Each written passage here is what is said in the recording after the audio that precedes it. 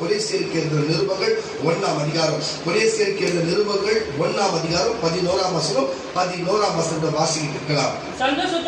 சந்தோஷத்தோடு கூடிய எல்லா பொறுமையையும் நீடிய சாந்தமும் உண்டாவதற்கு மகிமையான அவர் வல்லமையின்படி எல்லா வல்லமையாலும் என்னப்பா எல்லா வல்லமையினாலும்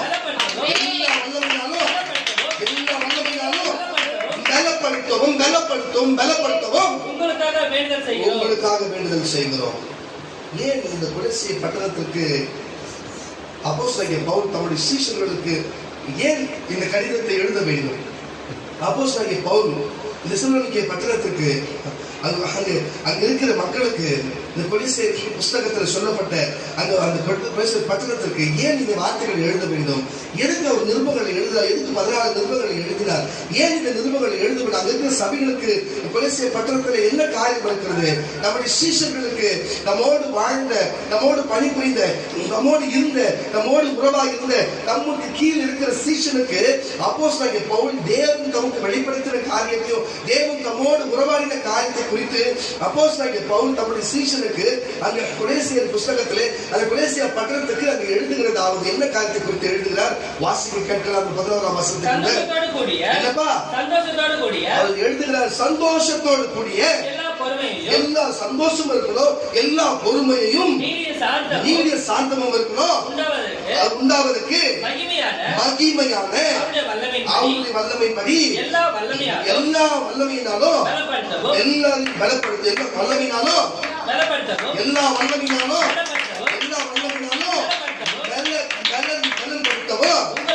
உங்களுக்காக வேண்டுதல் செய்கிறோம். அப்போ கொலோசிய பட்டணத்தில் இருக்கிற நம்முடைய சீஷர்களுக்கு இங்க இருக்கிற அப்போஸ்தலனாகிய பவுல் என்ன செய்கிறார் சொன்னா ஒரு கடிதம் எழுதி, அப்பா நீ நீடிய சாந்தமாகவும் நீ நீடிய பொறுமையாகவும் நீ பலனாகவும் நீ இருந்து நீ எல்லா பலத்திலும் நீ பலப்படும்படிக்காக எல்லா சக்தியிலும் எல்லா வல்லமையிலும் நீங்கள் எல்லா வல்லமையிலும் நீங்கள் பலப்படுத்த உங்களுக்காக வேண்டுதல் செய்கிறோம். அப்போ உங்களை பலப்படுத்தும்படிக்கு நாங்கள் வேண்டுதல் செய்கிறோம். அப்போ நம்ம சாதாரணமா இங்க சொன்னா இந்த வார்த்தை தேவன் பலன் என்ற தலைப்பிலே கொடுத்திருக்கிறார். பாருங்க, அங்க இருக்கிற சீஷர்கள் பலப்பட வேண்டும் என்பதற்காக அப்போஸ்தலனாகிய பவுல் தேவன் பாதத்திலே ஜெபித்து அந்த கடிதத்தை எழுதி அவர்களுக்கு அனுப்புகிறார். இப்படி நீங்கள் இருக்க வேண்டும், உங்களுக்காக நாங்கள் ஜெபித்திருக்கிறோம், நீங்கள் பொறுமையோடும் நீடிய சாந்தத்தோடும் இருக்க வேண்டும், உங்களை நாங்கள் எல்லா வல்லமையிலும் நீங்கள் பலப்படும்படிக்கு நாங்கள் வேண்டுதல் செய்கிறோம் என்று சொல்லி இன்னைக்கு கேட்டுக்கொண்டிருக்கிற கர்த்தருடைய பிள்ளைகளே, இது யூடியூபின் வழியா பேஸ்புக்கில் பார்க்கிற வழியே கர்த்தருடைய பிள்ளைகளே, ஒரு கிறிஸ்தவனா இருந்தால் நீங்கள் பொறுமையோடும், நீங்கள் ஒரு கிறிஸ்தவனா இருந்தால் நீடிய சாந்தத்தோடும், நீங்கள் கிறிஸ்தவனா இருந்தால் மற்றவர்களுக்கு ஜெபம் பண்ணுறவர்களா இருக்க வேண்டும் என்பது நமக்கு இந்த நேரத்தில் நமக்கு தெரிய வைக்கப்படுகிறது. நம்ம கூட இருந்த சீஷர்கள் இப்படி இருக்கிறார்கள் என்று சொல்லி அவர்களுக்காக அந்த பட்டணத்துக்கு அவர் தெளிவாக கொலோசிய பட்டணத்துக்கு அவர் அழகாக எழுதி அங்க இருக்கிற சீஷனுக்கு அனுப்புகிறார். நான் சொல்லுகிறேன் கர்த்தருடைய பிள்ளைகளே, இன்றைக்கு அமர்ந்திருக்கிற எத்தனையோ பேர் இருக்கலாம், எத்தனையோ பேர் பலன் இல்லாமல் இருக்கலாம், நீங்கள் பலப்படும்படிக்கு தேவன் விரும்புகிறார். எந்த மனுஷனும் இன்னொரு மனுஷன் பலப்படும்படிக்கு நினைப்பானா என்று எனக்கு தெரியவில்லை. ஒருவேளை ஒரு மனுஷன் இன்னொரு மனுஷன் பலப்படும்படி இருப்பான் என்று எனக்கு தெரியவில்லை. ஆனால் தேவன் தம்முடைய பிள்ளைகளை பலப்படும்படி நினைப்பார். ஏன்னு சொன்னா அப்போஸ்தலனாகிய பவுலை பலப்பட வேண்டும் என்று தேவன் நினைச்சார். அப்போஸ்தலனாகிய பவுல் தேவ ஆவி பெற்றதனால நம்முடைய சீஷன் பலப்பட வேண்டும் என்று நம்ம சீஷனுக்கு ஜெபத்தினாலே அங்கே அவர்களுக்கு அனுப்பி கடிதத்தை அனுப்பி நான் ஜெபிக்கிறேன் என்று சொல்லி இப்படி இருக்க வேண்டும் என்று சொல்லி விருப்பப்படுகிறார்.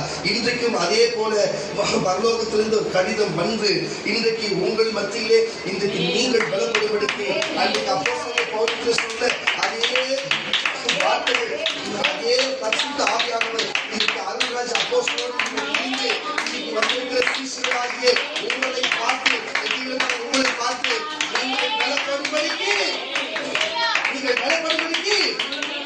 உங்களுக்காக வேண்டுதல் செய்யும்படிக்கு இன்னைக்கு நம்ம வந்திருக்கிற கர்த்தருடைய பிள்ளைகளே, நான் சொல்லுகிறேன், கேட்டுக்கொண்டிருக்கிற கர்த்தருடைய பிள்ளைகளே, ஏன் நம்ம பலப்படும்? பலன் என்று சொன்னா உங்களுக்கு புரிந்திருக்கும் என்று எண்ணுகிறேன். ஒருவன் ஏற்கனவே ஒரு 10 கிலோ இடை உள்ள வயிற்றை தூக்குறவனா இருந்தார் என்று சொன்னா, அவன் சரியாக உணவு புசிக்காமல், அவன் கவலை நிமித்தம், அவனுடைய வேதனை நிமித்தம், அவன் துன்பத்தின் நிமித்தம் அவன் கவலைப்பட்டு அவன் 10 கிலோ வயிற்று தூக்குறவன், அவன் சரியான சாப்பாடு சாப்பிடாதனால அவன் 10 கிலோ தூக்க முடியாது, வெறும் 5 கிலோ தான் தூக்க முடியாது போனா அவன் பலனற்றவனா இருக்கிறான். எப்படி?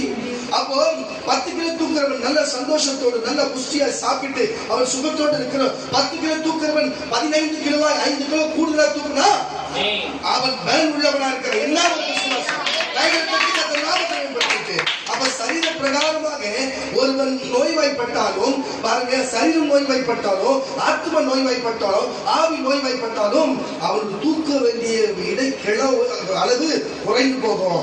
ஆவியிலே பலவீனப்பட்டவன் என்று சொன்னா அவன் சரியா ஜபிக்காதவனா இருக்கிறான் என்று சொல்லு. ஆத்மாவில பலவீனப்பட்டவன் சொன்னா குற்றமும் கவலைகளும் வேதனைகளும் என்று சொல்லுவோம். சரீரத்திலே அவன் பலவீனப்பட்டவன் சொன்னா நோய்வாய்ப்பட்டு அவன் உணவு புசிக்காதவனா இருப்பான். ஆவி ஆத்மா சரீரம் மூணுத்துக்குள்ள ஒரு லிங்க் இருக்கிறது. ஆனால் இது மூணுக்கும் ஒரே வைத்தியம் இயேசுநாமம் மட்டும்தான். நாமத்தை மேம்படுத்தினார். ஹல்லேலூயா. இன்றைக்கு எத்தனை பேர் ஜபிக்காத ஆவியினாலே நீங்கள் பாதிக்கப்பட்டு வந்திருக்கிறீர்களோ, நீங்கள் யாரெல்லாம் மன கஷ்டப்பட்டு துன்பப்பட்டு துயரப்பட்டு நீங்கள் பாதிக்கப்பட்டு வந்தீர்களோ, ஆத்மாவிலே சரீரத்திலே நீங்கள் அல்சரினாலும் சரியாக சாப்பிட முடியாதனாலும், சோறு கண்டா குடிக்காதபடினாலும், உங்களுக்கு சுவை நாக்கு நரம்புகள் செத்தபடினாலும், யாருக்கெல்லாம் நீங்கள் சரீரத்தில் பலவீனப்பட்டு இருக்கிறீர்களோ, ஆனால் இன்றைக்கு உங்களுக்கு தேவைப்படுகிறது ஒரே வார்த்தை தான், பலன். பலன். சரீரத்துக்கு மொத்தமா ஒரே தேவைதான் பலன்.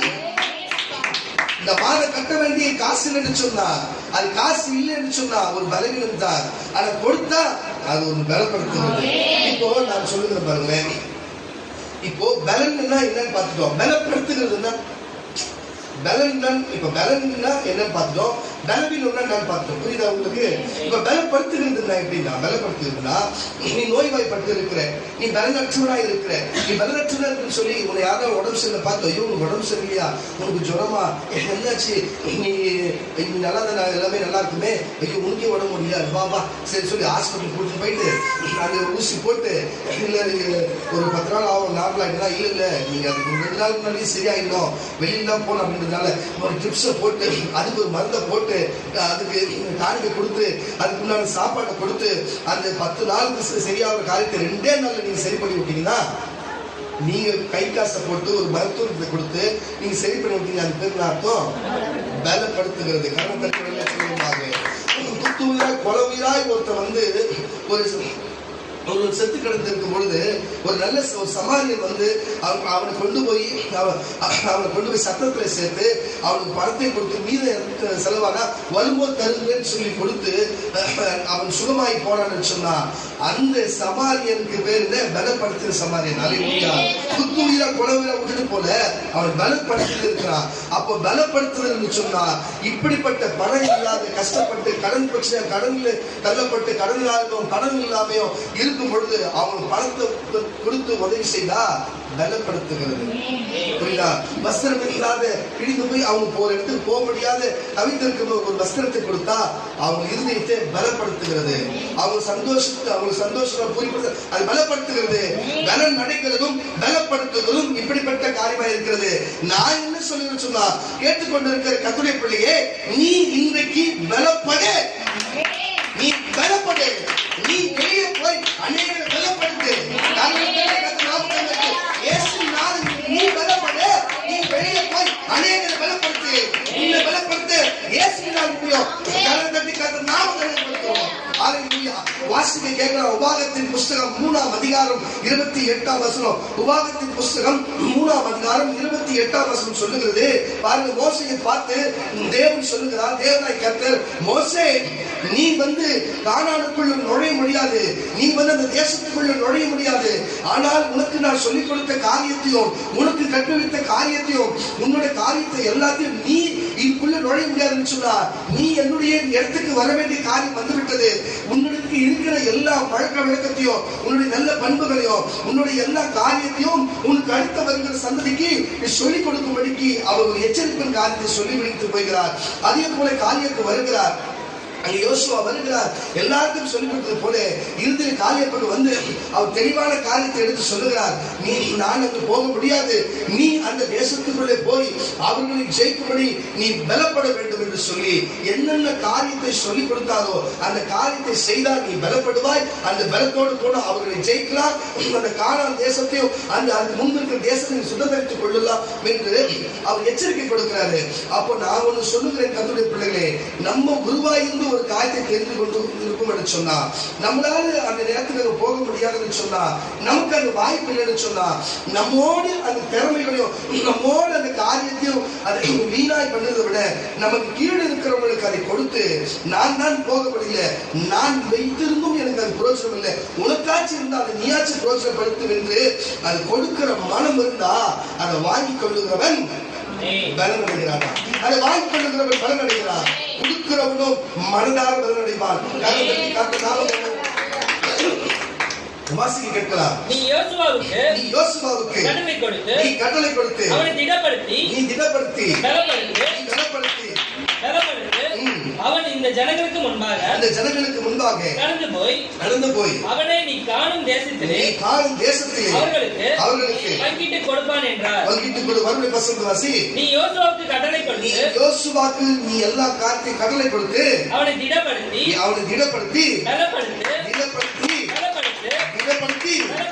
எப்படி பலப்படுத்தணும் அவருடைய காரியத்தை எல்லாத்தையும் யோசுவாவுக்கு சொல்லிக் கொடுத்து அது வாழ்க்கையா அப்படியா அது திடப்படுத்தி பலப்படுத்த அவன் ஜனங்களுக்கு முன்பாக கடந்து போய் அவனை நீ காணும் தேசத்தில் அவர்களுக்கு பங்கிட்டு கொடுப்பான் என்றார். ஹல்லேலூயா. சொன்ன காரியத்தை அவர் செய்யும்படிக்கு பாருங்க, எந்த மனுஷனா இருந்தாலும் சரி, மோசே தீர்க்கதரிசியா இருக்கட்டும், அங்க யோசுவா தீர்க்கதரிசியா இருக்கட்டும், காலேப் தீர்க்கதரிசியா இருக்கட்டும், அங்க யார் வழிநடத்துகிற ஒரு பெரிய தலைவத்துவத்தை நடத்துகிற கூட்டத்து தலைவர்களாக இருக்கட்டும், ஆனாலும் அவருக்கும் சில காரியம் தெரியாது இருந்தாலும் நம் மூலையில இருக்கிறவர்கள் அவர்களுக்கு கீழே சொல்லி அவங்கள பலப்படுத்த வேண்டும். கர்த்தருடைய தெரியாதவங்களுக்கு தெரிஞ்சவங்க சொல்லி கொடுத்து தெரியாதவங்களை பலப்படுத்த வேண்டும். இருக்கிறவங்க இல்லாதவங்களுக்கு கொடுத்து இல்லாதவங்களை பலப்படுத்த வேண்டும். தெரிஞ்சவங்களுக்கு தெரியாதவங்க சொல்லி தெரியப்படுத்த வேண்டும். அதுதான் தேவன் விரும்புகிறார். இந்த உலகத்தின் ஞானம் நமக்கு கிடையாது. இந்த உலகத்திலே நமக்கு எதுவுமே தெரியாது. இந்த உலகத்துல எல்லாம் சொல்லுவாங்க, பெரிய பெரிய விஞ்ஞானிகள்லாம் உண்மை பேசுகிற விஞ்ஞானி. நான் சொல்லுகிற பாருங்க, உண்மை பேசுகிற யூத விஞ்ஞானிகள் அநேக பேர் சொல்லுகிறது என்ன ஒரு கருத்துன்னா, எல்லாரும் தற்பெருமை தான் பேசுவார்கள். அதுக்கப்புறம் அந்த பல விஞ்ஞானி தற்பெருமை பேசுவாங்க. யூத விஞ்ஞானிகள் பெரும்பாலும் என்ன சொல்றேன்னு சொன்னா, நான் தூங்கி கொண்டு இருந்தேன், எனக்கு கனவுக்குள்ள இப்படி வந்தது, நான் செய்து பார்த்தேன், அது அப்படியே இருந்ததுன்னு சொல்லுவாங்க. அப்ப புரியுதா இல்லையா உங்களுக்கு? அப்ப அவங்க என்ன சொல்றாங்க, எனக்கு என்னால இதை கண்டுபிடிக்க முடியல, எனக்கு ஒரு கனவு வந்தது, அந்த கனவுல வந்தது அப்படியே செஞ்சேன், அது அப்படியே கரெக்டாச்சுன்னு சொல்லி எந்தெந்த கண்டுபிடிப்பு கண்டுபிடிச்சார்களோ, அப்போ ஒரு கண்டுபிடிப்பு, ஒரு தெரியாத ஒரு காரியத்தை ஒரு செல்லை கண்டுபிடித்தாலும் சரி, ஒரு பெண்ணை கண்டுபிடித்தாலும் சரி, எந்த ஒரு காரியத்தை ஒரு பொருளை இன்னைக்கு மனுஷ பயன்பாட்டுக்கு ஒரு காரியத்தை பயன்படுத்தினாலும் மனுஷ மூளைக்கு அல்ல, அது தேவனுடைய சிந்தையிலிருந்து மனுஷ மூளைக்கு வந்ததால்தான் நமக்கு இன்னைக்கு புரோஜனப்படுகிறது. புரியுதா இல்லையா? நமக்கு தெரியாததுனால தெரிஞ்ச ஞானிகளின் ஞானி பாருங்க, சாலமோனிலும் பெரியவர், இந்த உலகத்தில் மெய்ஞானம் படித்தவர், உலகத்தில் விஞ்ஞானத்தோம் அந்த மெய்ஞானம் கற்றுடையது. அந்த கர்த்தர் இன்னைக்கு உலகத்தின் ஞானிகளுக்கு தன்னை அது ஒரு விஷயம் அவங்களுக்கு காண்பித்த முன்னாடியே, அதை புரிந்து கொண்டதை செய்தது முன்னாடியே, இன்றைக்கு அநேக உலகத்திலே எத்தனை கண்டுபிடிப்புகள், செல்போன்களும் அது மட்டும் கம்ப்யூட்டர்களும், இன்றைக்கு எத்தனையோ விஞ்ஞானங்கள், அநேக விஞ்ஞானங்கள் 175 மடங்கு அது எல்லாம் கனவுல வந்தது சொல்றவங்க தான். மிச்சம் 35 மடங்கு தான் அவர்களை அது சொன்னா ஆத்திகம் என்று போய்விடும் அப்படின்னு சொல்லி அவர்கள் அமைதலா இருக்கிறவர்களா இருக்கிறாங்க. நான் சொல்லுகிறேன் கர்த்தருடைய பிள்ளைகளே, அப்போ இல்லாதவனுக்கு இருக்கிறவன் கொடுத்து இல்லாதவனை பலப்படுத்த வேண்டும்.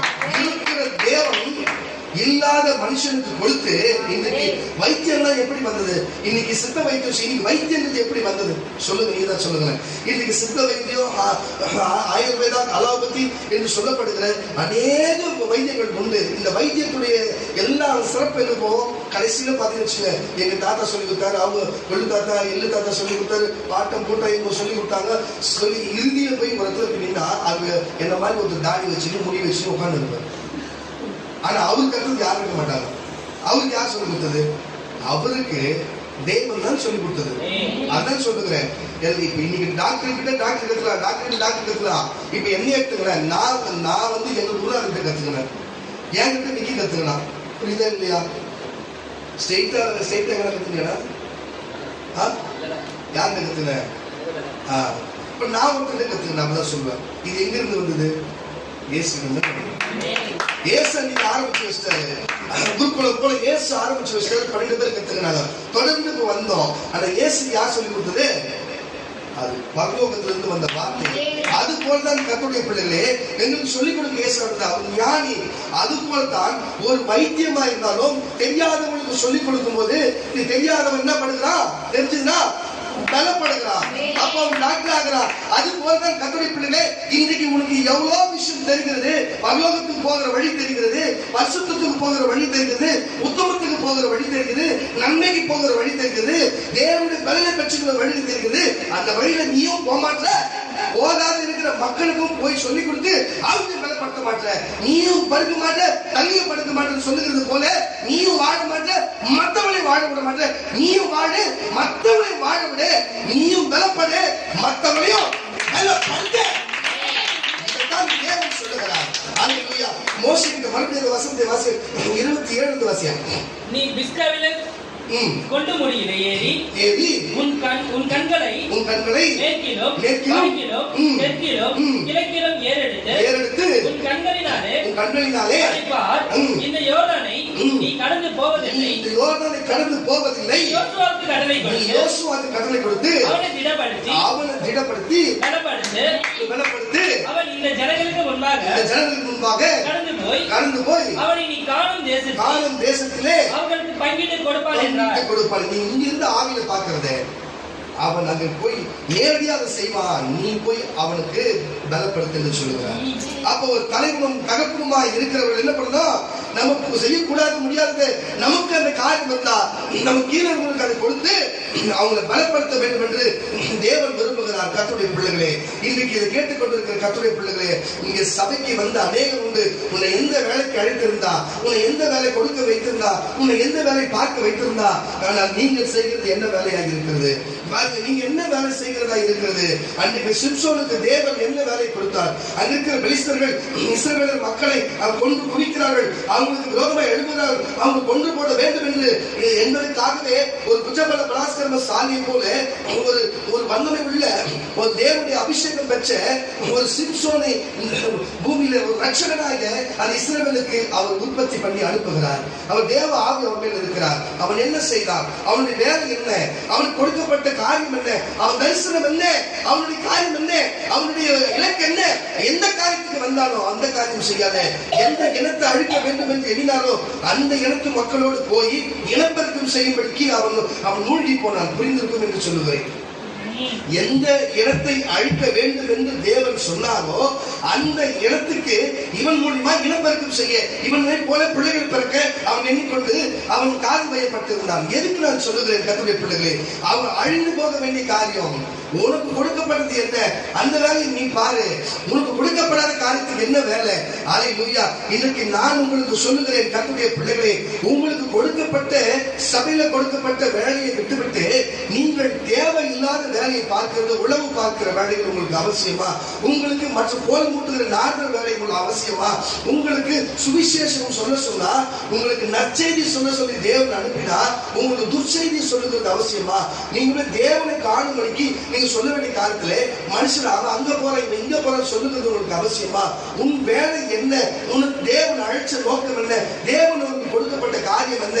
நீ தேவனுடைய வார்த்தையை மனுஷனிடத்துல சொல்லி சபைக்கு கொண்டு வரதுக்கு அழைச்சா இவங்க அவங்க கிட்ட பேசுறாங்க, அவங்க இவங்க கிட்ட பேசுறாங்க, என்கிட்ட பேசவே இல்லை, அவங்க கிட்டயே பேசுறாங்க. உன்னை என்ன சொல்லி அனுப்பிச்சோம்? தேவனோடு நீ பேசி இதோ தேவனிடத்துல பேசணும் சபைக்கு அழைச்சு வர வேலையை பாருங்கன்னா உன் வேலை என்ன நீ பார்த்துட்டு இருக்கிற?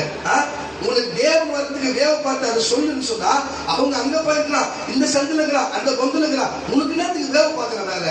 ஏற்கனவே வேவை பார்க்கறது நீங்க உங்களுக்கு வேவை பார்த்து இந்த நிலைமையில இருக்குதுங்க, இன்னும் உங்களுக்கு இந்த வேவை பார்க்கிற வேலை தேவையா?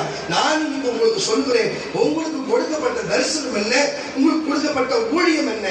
இன்றைக்கு நான் சொல்லுகிறேன், ஒழுங்கா எல்லாத்தையும் விட்டுட்டு தேவன் கொடுக்கப்பட்ட ஊழியத்தின்படி தேவன் கொடுத்த தரிசனத்தின்படி ஓடுங்கள் என்று சொன்னா உங்கள் ஓட்டம் நீங்கள் இங்கேயும் சந்தோஷத்தோடு முடித்து பரலோகத்தில் சந்தோஷம் முடிப்பீர்கள்.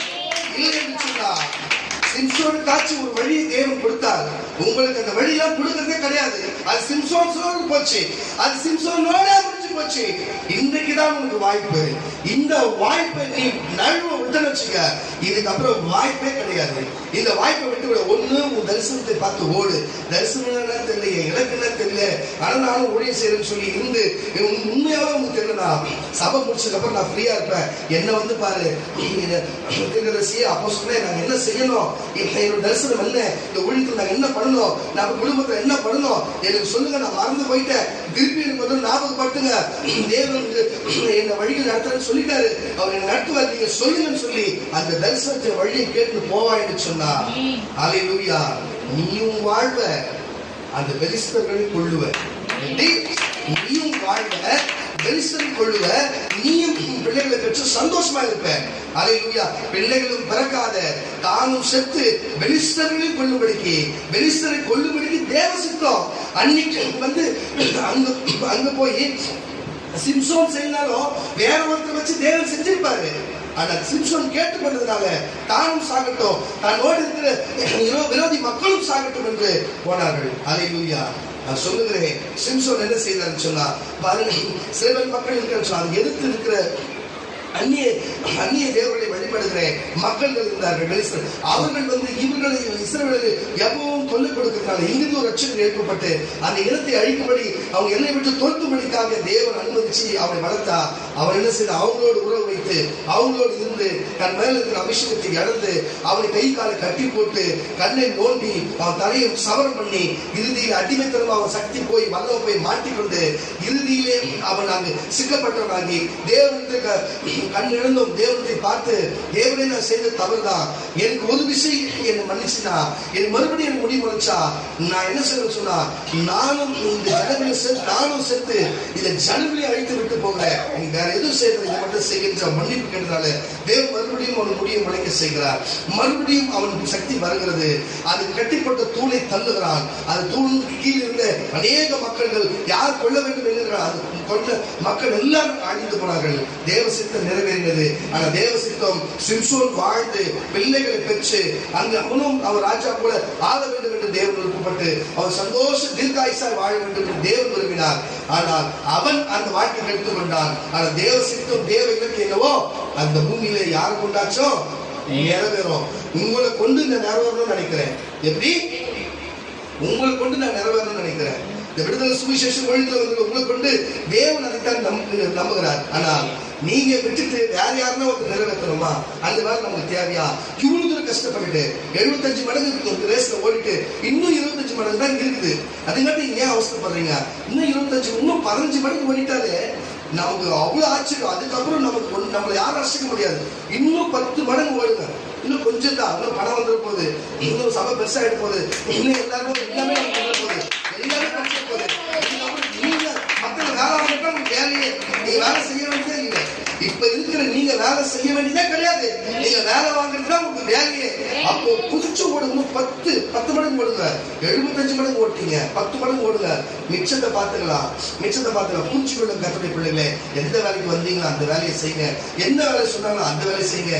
ஏடா கூடமான சத்தியத்தை சொன்னா அப்படி சத்தியம் சொல்லுங்க, பொய்ய சொல்றீங்க. நீங்க அதை சொல்ல மாட்டீங்க, பொய்ய சொல்றீங்க. தேவன் பேசணும்னு சொல்லி தீர்க்கதரிசிக்கலாம் அங்க பேசணும் இங்க பேசணும், தேவையில்லாத பேசுங்க.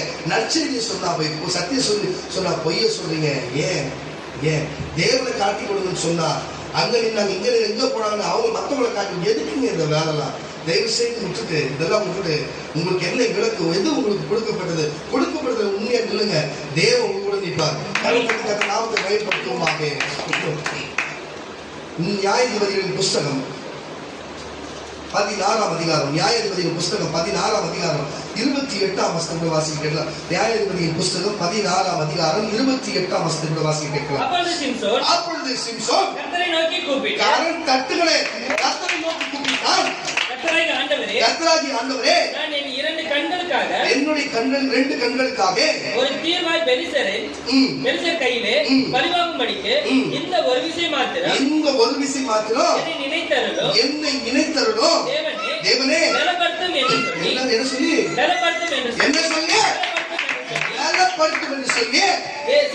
சிம்சோன் அந்த வீட்டை தாங்கி நின்ற இருக்கிற இரண்டு தூண்களை ஒன்றை வலது கையினாலும் மற்றொன்று தன் இடது கையினாலும் பிடித்துக் கொண்டு என் ஜீவனோடு கூட மடிய கடவது என்று பெலிஸ்தரோடு கூட சாகட்டும் என்று சொல்லி பலமாய் சரிக்க அந்த வீடு இருந்த பிரபுக்கள் மேலும் எல்லா ஜனங்கள் மேலும் விழுந்து இவ்விதமாய் உயிரோடு இருக்கையில் கொல்லப்பட்டவர்களை பாருங்க. அவன் உயிரோடு இருந்து பெலிஸ்தர்கள் கொண்டு போட்டது அளவு பார்க்கணும். அவன் சாகும்போது அவனால கொல்லப்பட்டவர்கள் அதிகமாக இருந்தார்கள். கரங்களை தட்டி அப்ப கூட வரல.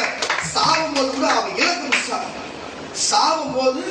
முடிச்சான். தேவனோட சித்தம் நிறைவேறி முடிச்சு. பெலிஸ்தர் இனம் முடிஞ்சு போச்சு. அவன் அந்த வேலை முடிச்சுட்டான். ஆனா அவன்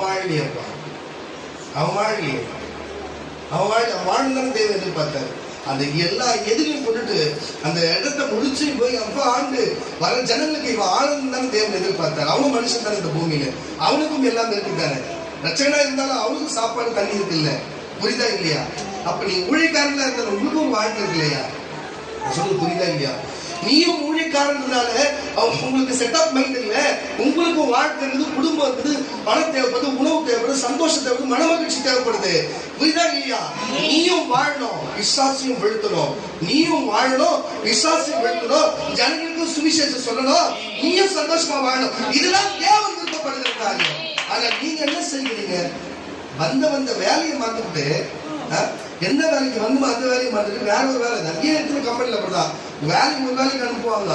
ஓன சொல்றது கேட்க மாட்டான். அங்கே எவனா ஒருத்த பேச்ச கேட்டு அவங்களோட சேர்ந்து ஆடி இருப்பா. கட்சியில பார்த்தா அவன் வந்து இவன் வேலையை விட்டுறதுக்கு அவன் வேலை பார்த்துருப்பா. இவன் அவனை நம்பின்னு இருப்பான். கட்சியில் ரெண்டு பேருமே வேலையை விட்டு போற சூழ்நிலை வரும். யாரும் சம்பளம் கொடுக்குறாரு? சம்பளம் கொடுக்குறது உண்மையா இருக்கையா? சம்பளம் கொடுக்குறவங்க யார் பேச்ச கேளுன்னு சொல்ற அவன் பேச்ச கேளுங்கய்யா. புரியுதா இல்லையா?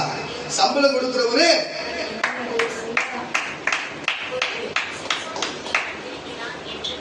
என்னது? யாரு ஆப்பனு? நான் சொல்லுகிறது கவனமாய் கேளுங்க கர்த்தருடைய பிள்ளைகளே. பாருங்க சம்பளம் கொடுக்கிறவர் இருக்கிறாரு. யார் பேச்ச கேட்கணும்? நீங்க ஊழியக்காரங்க வச்சிருக்கிறாங்க. ஆனா என்ன செய்யணும்? சம்பளம் கொடுக்கிறவர் பேச்ச கேட்கணும். இல்லைன்னா யார் பேச்ச கேட்கணும்னு சொல்லி அவங்க பேச்ச கேட்கணும். சம்பந்தமே இல்லாத கூட வேலை செய்யறவங்க பேச்ச கேட்டா அவன் நல்ல பேர் தான் பாப்பான். உன்னை தொத்தனையா பாப்பா. அவன் உன்னை தொத்ததான் பாப்பா. உன்னை விட பேர் அதிகமா எடுத்துதான் பாப்பா. அது சபையில மட்டும் இல்ல, எல்லா இடத்துலயும், குடும்பத்திலயும் அப்படிதான், சபையில அப்படிதான், வீட்டுல அப்படிதான், ராசத்துல அப்படிதான். ஆமாண்ணா வேலையா சொல்ல அப்ப தெரிஞ்சுல யார் பேச்சு கேட்கணும்? ஒண்ணு தேவன் பேச்சு கேட்கணும், இல்லைன்னா காசு கொடுக்கிற பேச்சு கேட்கணும், இல்ல உங்களுக்கு வேலை வாங்குற ஊழியக்கார பேச்சு கேட்கணும். அதை விட்டுட்டு கூட இருக்கிறவங்க பேச்சை கேட்டினா உன்னால நீ போகிற இலக்க அடையவே முடியாது. அப்ப சிம்சோன் எவ்வளவு பலன் உள்ளவனா இருந்தா பாருங்க. ஒரு கழுதையோட பச்சை தாழை எலும்பு அது கொண்டு, அந்த தாழையோட எலும்பை கொண்டு எத்தனை பேர் கொண்டா சிம்சோனு? பாத்துங்க, கொல்ல முடியுமா? 6000 பேர் கொல்ல முடியுமா? 600 பேர் கொல்ல முடியுமா? ஏன் 2 பேர் கொல்ல முடியுமா? நம்மளால உடம்பு டயர்டாயிடும். ஒருத்தர் கூட ஒருத்தர் சண்டை போட்டு பாருங்க. உண்மையான சண்டை நான் சொல்றது, உண்மையான சண்டை போட்டு பாருங்க எவ்வளவு மூச்சு வாங்கன்னு சொல்லிட்டு. நீங்க நியாயமா ஒரு நின்று ஒரு 35 நிமிஷம் 45 நிமிஷம் தான் சண்டை. 45 நிமிஷத்துல 10 ரவுண்ட் விட்டுருவாங்க. அந்த 10 ரவுண்ட் நின்று பாருங்க தெரியும். அப்போ ஒரிஜினல் சண்டை, கரெக்டான சண்டை. மூச்சு வாங்கிடும் நமக்கு. ஒருத்தர் ஜெயிக்கிறது கஷ்டம், அதுவும் ராதா பண்ண முடியும். அதிகபட்சம் ஜெயிக்கிறதுக்கு கம்மி தான். டிரா பண்ணலாம், இல்லைன்னா தோத்து தான் போகணும். புரியுதா இல்லையா? இப்போ 2 பேருக்கு ஒருத்தர் போட்டா சினிமாவா இது? ஒருத்தரும் ஜெயிக்க முடியாது, 2 பேரும் வாங்கி விட்டுருவானுங்க. புரியுதா இல்லை? ஒருத்தருக்கு டிரா தான், இல்லைன்னா அதிகபட்சம் ஜெயிக்கிறது கஷ்டம் தான். ஆனா இங்க ஒரு தாடையை எலும்பு வச்சு அவன் எத்தனை கல்லு கட்டையை தந்துருப்பான். காட்டுவாசிங்க எல்லாம் வந்துங்க. ஒரு தாடை எலும்பு எவ்வளவு பஸ் இவ்வளவு இருக்குமாடா, இவ்வளவு இருக்குமா, ஒரு மழை சேசு அதை வச்சு ஒரு 100 பேர். அப்ப அவனுக்குள்ள இருந்து எவ்வளவு பெரிய தேவ சக்தி, அப்ப எவ்வளவு பெரிய பலன் இருக்குது பாரு. அப்ப தேவன் உங்களை ஒரு காரியத்துக்கு அழைத்திருக்கிறார்னா அப்போஸ்தலனாகிய பவுலுக்கு மட்டுமல்ல, அப்போஸ்தலனாகிய லோகநாதன் அருள்ராஜ் எனக்கு மட்டுமல்ல, இங்க இருக்கிற விக்கிக்கு மட்டுமல்ல, தேவகத்துக்கு மட்டுமல்ல, மனிதர்களுக்கு எல்லாருக்குமே நான் கற்றுக்கிறேன். எல்லாருக்குமே கர்த்தர் அப்படிப்பட்ட பலத்தை கொடுத்துக்கிறார். அதை பயன்படுத்தாத நீ அமைதியா வச்சிருந்தா என்ன பிரயோஜனம்? நீ அதை பயன்படுத்தாத வச்சிருக்கிற வர விசுவாசி நீயும் அப்படித்தான் இருக்கிற. உன் தரிசனம் உன் காரணம் உன்னை எந்த வேலைக்கு செய்ய வந்தா ஒரு இடத்துல திருட போனவன் திருடின் போல அங்க சமையல் செய்யறவன போல நடிச்சு திருடின் போல நின்று கடைசி ஒரு சமையல்காரன் மாறி போனானா? அந்த மாதிரி நீங்க பண்றீங்களே. எந்த வேலைக்கு வந்தோமோ அந்த வேலை செய்யாத அங்க ஏதோ ஒரு சந்தர்ப்ப சூழ்நிலைக்கு மாறுறது கடைசி வரைக்கும் நீங்க அப்படியே இருக்கீங்க. நீங்க ஊழியக்காரி, நீங்க ஊழியக்கார, உங்கள் மேல் தேவ பலன் இருக்கிறது. நீங்க மக்களை பலப்படுத்துறவங்க, நீங்க பலனை பிச்சை எடுக்கிறவங்க கிடையாது. நீங்க பலனா இருக்கிறீங்க மக்களை பலப்படுத்த, ஆவியிலும் ஆத்மாவிலும் சரீரத்திலும் பணத்திலும் நீங்க மக்களை பலப்படுத்தணும். இயேசுவை போல அவங்க எப்படி தம் சீஷரை பலப்படுத்தினாரோ அதுபோல நீங்க பலப்படுத்தலாம். ஆனா நீங்க பலவீனப்பட்டு யாருதான் என்ன பலப்படுத்த நல்லா இருக்கும், பணத்தினாலும் உணவினாலும் உடையினாலும் அப்படின்னு சொல்லி இன்னைக்கு உட்காந்துக்கிறீங்க. ஆமான்னா ஆமான்னு சொல்லுங்க, வழியில சொல்லுங்க. அப்போ உங்களை ஜாப் பண்ண வேணாவா? சரி விடுங்க, இன்னையோடு விட்டுடலாம். இன்னைக்கு கேட்டதாக இருக்கட்டுமே, இன்னைக்கு கேட்டதாக இருக்கட்டும். தேவன் எல்லாருக்கும் இன்னைக்கு பலப்பட்டதாக இருக்கட்டும். நம்ம பலப்பட்டவங்க ஆயிடுவோம் இன்னைக்கு. அதுக்கு நம்ம எல்லாரும் பலப்பட்டோம். அப்ப கைத்து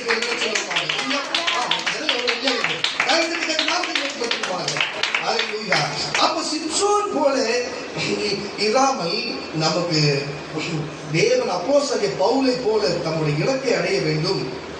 அல்லேலூயா. நமக்கு கொடுக்கப்பட்ட இலக்கை நாம் அடைய வேண்டும். மோசேயை போல் இல்லாமல் நம்ம யோசுவா போல காலேபும் போல அந்த இலக்கை போய் அடைய வேண்டும். எந்த இலக்கை ஆரம்பித்தோமோ அந்த இலக்கை போய் அடைய வேண்டும். இதுதான் தேவன் விரும்புகிறது. இது இலக்கை அடைய வேண்டும் என்று சொன்னால் அப்போஸ்தலனாகிய பவுல் அவன் பலவீனப்பட்டு இருக்க போகிறான் என்று சொல்லி அவனை ஜபத்தினாலே அவனை பலப்படுத்தும்படி தாங்குகிறாராம். கொலோசியர் புஸ்தகம் 1ஆம் அதிகாரம் 11ஆம் வசனம் கீழே எடுத்துமா. கொலோசியர் புஸ்தகம் 1ஆம் அதிகாரம் 11ஆம் வசனம் மிச்ச இருக்கிற வசனத்திலிருந்து விக்கி நிவாசி கொலோசியர் புஸ்தகம் 1ஆம் அதிகாரம் 11ஆம் வசனம் வாசி. வாசி சத்தமா. எல்லா சந்தோஷத்தின் கூடிய எல்லா பொறுமையையும் நீடிய சாந்தமும் உண்டாவதற்கு மகிமையான அவருடைய வல்லமையின்படியே எல்லாம் வல்லமையாலும் பாலப்படுத்தவும் உங்களுக்கு வேண்டுதல் செய்கிறோம். அப்போ ஒரு ஊழியக்காரன்னா இதுலயும் ஒரு கிறிஸ்தவன்னா எல்லாத்துலயும் பலப்பட்டு இருக்கணும். அதனால அவங்க மேல இருக்கிற ஊழியக்காரன் அவங்களுக்கு ஜாபம் பண்றான். நான் உங்களுக்கு ஜாபம் பண்றேன், நீங்க குடும்பத்துக்கு ஜாபம் பண்ணணும். புரியுதா இல்லையா? எந்த வேலைக்கு வந்தோமோ அந்த வேலைக்கு நம்ம பலப்பட்டாதான் நம்மளையும் காத்துன்னு மற்றவங்களையும் காப்பாற்ற முடியும். புரியுதா இல்லையா? நம்ம ஒரு கொரோனா வியாதிக்கு போய் ட்ரீட்மெண்ட் பார்க்க அவங்க பலப்படுறது. நம்ம கொரோனா வியாதிக்காரங்க போறோம்னா நம்ம மாஸ்க் கண்டிப்பா, கிளவுஸ் கண்டிப்பா நம்ம போட்டு தான் இருக்கணும். புரியுதா இல்லையா? நம்மளை ஒன்றாவது நான் டாக்டர்னா டாக்டராது யாராவது நோய் தான். புரியுதா இல்லையா? டாக்டராதுன்றது யாராவது பாத்துறோம். சமீபத்தில் ஜெம்சனுக்காக நாங்க ஹாஸ்பிட்டல் போயிருந்தோம் சுகருக்காக. எந்த மாத்திரை போட்டாலும் கால் எச்சலாக இருக்குங்க, எந்த மாத்திரை போட்டாலும் இது அப்படின்னு சொல்லியிருந்தாரு. அந்த டாக்டர் உட்காந்து சொல்றாரு, ஓடுதான் முட்டி வலிக்குது இல்லை, முட்டி ரொம்ப வலிக்கும், எச்சல் சரியாயிடும், ஓடலன்னா கால் எச்சல் வரல. எங்க அம்மா கூட அப்படிதான் இருக்குது, எங்க அம்மா கூட அப்படி என்ன பண்றதுன்னு கேட்கிறாரு. ஆனா பாருங்களா, ஓடனா முட்டி வலிக்குது, ஓடனா கால் எச்சல் வந்தது. இப்போ சுகரு வேற வழி இல்லை, மருந்து போட்டுதான் ஆகணும்னு சொல்றாரு. அவன் புரிஞ்சுது. அவன் டாக்டரா இருந்தாலும் புரிஞ்சுக்கொள்ளுங்க, வியாதிதான். அப்ப அது வராதபடிக்கு ஆன்டிபயோட்டிக் எடுக்கிறது போல கிளவுஸ் போட்டு மாஸ்க் போட்டு அது ட்ரீட்மெண்ட் கொடுக்கணும். அதான் சொல்றேன், நீ பேய் ஓட்ட போனாலும் பிசாசு ஓட்ட போனாலும் சுவிசேஷம் சொல்ல போனாலும் நீ கவனமா இரு, நீ பலப்பட. நீ பலப்படு, மற்றவங்களை பலப்படுத்த போல நீ பலப்படு என்றுதான் சொல்லுகிறேன். அதனால ஒழுங்கா ஜபம் பண்ணு. ஒழுங்கா ஜபம் இல்லாத இருக்கிறீங்களே, ஒழுங்கா ஜபம் பண்ணுங்க, வேதத்தை வாசிங்க, ஒழுங்கா சபைக்கு வாங்க, ஊழியக்காரர் சொல்லுறதை கேட்டு செய்யுங்க. ஊழியக்காரர் செய்ய போறது ஊழியக்காரர் கேட்டு செய்யுங்க. அந்த ஊழியக்காரர் சொல்லுறதையோ கேட்டு செய்யுங்க. புரியுதா இல்லையா? காரணம் கட்டி வர சொல்லுங்க. அப்ப நீங்க பலப்படுவீர்கள். பலப்பட பண்ற ஜபம் உங்களுக்கு கேட்கும். என்கிட்ட உங்களுடைய பாஸ்வேர்டு என்கிட்ட இருக்குதுன்னா, நான் இங்க வந்து நான் வந்து ஹாஸ்பிட்டல் ஆன் பண்ணனா, நீங்க அங்கிருந்து வந்து நீங்க ஆன் பண்ணீங்கன்னா நீங்க அங்கிருந்து இருந்தாவோ கனெக்ட் ஆகும். ஆகுமா இல்லையா? அப்ப பாஸ்வேர்டு நமக்கு என்னுடைய பாஸ்வேர்டு உனக்கு தெரிஞ்சாலும் உன்னோட பாஸ்வேர்டு எனக்கு தெரிஞ்சாலும் உங்ககிட்ட நான் கனெக்ட் பண்ணல, எங்கிட்ட நீ கனெக்ட் பண்ணிக்கலாம். புரியுதா இல்லையா உங்களுக்கு? அது போல கர்த்தருடைய பிள்ளைகளே, ஜபம் தான் பாஸ்வேர்டா இருக்கிறது. ஒழுங்கா ஜபம் பண்ணா நீங்க நான் ஜபம் பண்ண உங்கள்கிட்ட வரும். என் பாஸ்வேர்ட் தெரிஞ்சா உங்களுக்கு ஜபம் இருந்தாலும் என் கூட கனெக்ட் ஆகும். புரிஞ்சுக்கணும், இதுதான் விஷயம். கரெக்ட் தட்டி கத்த நான் ஜபம் பண்ண உங்களுக்கு வரணும்னா நீயும் ஜபம் பண்ணா உங்களுக்கு சேரும். வராது. புரிஞ்சுக்கணும் கர்த்தருடைய பிள்ளை. உன் போன் சுவிட்ச் ஆஃப் பண்ணி நான் எத்தனை போன் பண்ணாலும் போனே போவாது. உன் போன் ஆன் தான். இப்ப அது கூட கிடையாது. இப்ப ரீசார்ஜ் பண்ணாதான் கரண தட்டி கத்து நாம் போய் அப்ப பாத்துங்க. அதுதான் அப்ப நீ மட்டும் இல்ல, உண்மை சேர்ந்து பண்ண வந்து ஜபம் கரண தட்டி கத்து நாம் பயன்படுத்தலாம். அல்லேலூயா. இப்படிப்பட்ட காரியங்கள் இருக்கிறது. ஒரு மனுஷன் பலப்பட வேண்டும் என்பதற்காக. ஒரு மனுஷன் பலப்பட்டா என்னென்ன நன்மைகள் பாருங்க. ஒரு மனுஷன் பலனற்று போனா அவனுக்கு என்னென்ன தீமைகள் என்று பாருங்களேன். அல்லேலூயா. சந்தோஷமா வாழ வேண்டிய சிம்சோன் இறுதியில தான் வாழ்க்கை இழந்து போனது சொன்னாலே ஆச்சு. ஆனா தேவசித்தம் என்னவோ அது நிறைவேற்றப்பட்டது. உங்கள் வாழ்க்கையில் தேவசித்தம் நிறைவேறிடும். ஆனா நீங்க நிறைவேற்றா கணக்கு வராது. அதுதான் விஷயம். வேற ஒருத்தருக்கு ஏற்றினது போல இருக்கும். இங்கோடு விட்டு நம்ம செய்ய வந்த வேலையை செஞ்சு நம்ம போவோம், நம்ம இலக்கை அடைவோம், நம்ம பலப்படுவோம். தேவன் நம்மளை பலப்படுத்த வல்லவராய் இருக்கிறார். அல்லேலூயா. யாரெல்லாம் பலவீனப்பட்டு இருக்கிறீர்களோ, யாரெல்லாம் பலனற்று இருக்கிறீர்களோ, பணத்தினாலோ, உணவினாலோ, உடையினாலோ, பிரச்சனைகளோ, குடும்பத்தினாலோ, உன்னுடைய உறவினாலோ, எதுல நீங்கள் பலவீனப்பட்டிருக்கிறீர்களோ, இன்றைக்கு தேவன் அதிலே உங்களை பூர்ண பலத்தோடு அனுப்புவாங்க. உங்களை பூர்ண பலத்தோடு அனுப்புவாராக. அல்லேலூயா.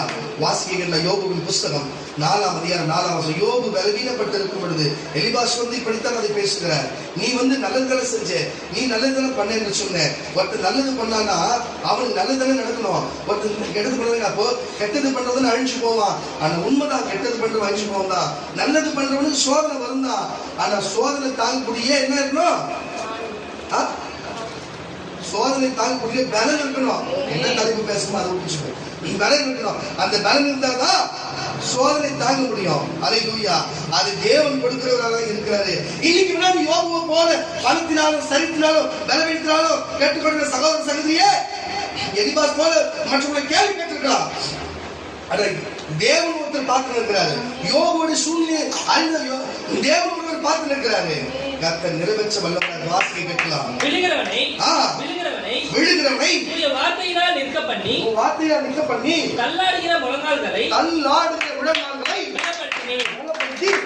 பலப்படுத்தி இப்பொழுதோ துன்பம் உங்களுக்கு நேரிடாதபடி ஆசைப்படுகிறீர். அது உம்மை தொடாததினால் கலங்குகிறீர். உம்முடைய தேவ பக்தி உம்முடைய உறுதியாயும் உம்முடைய வழிகள் உத்தமம் உம்முடைய நம்பிக்கையாயும் இருக்க வேண்டியதல்லவோ. அப்போ ஒரு பக்தியாகவும் உண்மையாகவும் தேவனை ரட்சித்துக் கொண்டிருக்கும் பொழுது தேவன் நம்மை கைவிடுவாரா? மறுபடியும் பசுக்கு வாசிக்க கேட்கலாம். விழுகிறவனை உம்முடைய வார்த்தைகளினால் நிற்க பண்ணி தள்ளாடுகிற முழங்கால்களை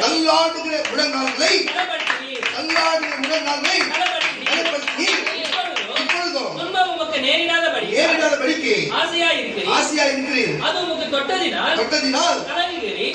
உம்முடைய தேவ பக்தி உம்முடைய உறுதியாயும் உம்முடைய வழிகள் உத்தமமும் உம்முடைய நம்பிக்கையாயும் இருக்க வேண்டியதல்லவோ. குற்றம் இல்லாமல் அறிந்தவன், நல்லா கேட்டுக்கோ, குற்றம் செய்யாத அறிந்தவன் உண்டோ? குற்றம் செய்யாதவன் அழிஞ்சிருக்கானா? சன்மார்க்கன் அதம் பண்ணப்பட்டது எப்போ? என்னப்பா சன்மார்க்கன் அதம் பண்ணி நிர்மூலமானது எப்போ? நீ நினைத்து பாரு. கண்டிருக்கிறபடி அநியாயத்தை உழுது தீவினை விதைத்தவனே அவர்களை தட்டி எடுத்து அவனுக்கு தேவையில்லாத மன கஷ்டப்படுத்தி இந்த மாதிரி பண்ணுகிறவன் தான் அவன் இறுதியிலே அந்த முடிவு அடைகிறான தவிர அவன் உண்டு அவன் வேலை ஒன்றுன்னு போகிறவனோ, தேவனுக்காக ஓடுகிறவனோ, தேவன் அனுமதிச்சு வருகிற சோதனை அனுபவிக்கிறவனோ யோபுவை போல் ஒரு ரெட்டிப்பான நன்மை பெற்றுக் கொண்டு வெளியே வந்துவிடுவான். ஆனால் இப்படி செய்கிற ஒரு நாள் விழுந்தா போவான். அதைத்தான் சொல்லுகிறார். இன்னைக்கு கேட்டுக்கொண்டிருக்கிற கர்த்தருடைய பிள்ளைகளே, நீ இன்னைக்கு பணத்துக்கோ உணவுக்கோ பல லட்சம் யாருன்னா எங்களுக்கு பணம் கொடுத்து பலப்படுத்தலாம், எங்களுக்கு உணவு கொடுத்து பலப்படுத்தலாம், எங்களுக்கு வீடு கொடுத்து பலப்படுத்தலாம், எங்களுக்கு வாழ்க்கை கொடுத்து பலப்படுத்தலாம், எங்களுக்கு நன்மை செஞ்சு பலப்படுத்தலாம், ஆறு கொடுத்து ஆத்மா கொடுத்து சரித்தை கொடுத்து எங்களுக்கு பலப்படுத்தலாம் என்று எண்ணங்கள் உண்டு. ஆனால் நான் சொல்லுகிறேன் கர்த்தருடைய பிள்ளைகளே, இன்னைக்கு வேணாலும் நீ பலவீனப்பட்டு இருக்கலாம், ஆனால் கிறிஸ்துவை பலப்படுத்த இருக்கிறார். பலப்படுத்தினவர் இன்றைக்கும் இருக்கிறார். அன்றைக்கு யோபுவை பலப்படுத்தினவர் இருக்கிறார், சிம்சோனை பலப்படுத்தினவர் இருக்கிறார், மோசேயை பலப்படுத்தினவர் இருக்கிறார், எலியாவை பலப்படுத்தினவர் இருக்கிறார், இயேசுவை கூட பலப்படுத்தினவர் இருக்கிறார். உன்னை பலப்படுத்தினவர் இல்லையா? இன்றைக்கு உனக்காகவே அறிவு வந்தார். ஆறாவது வேலை கூட்டனே வந்தாரு.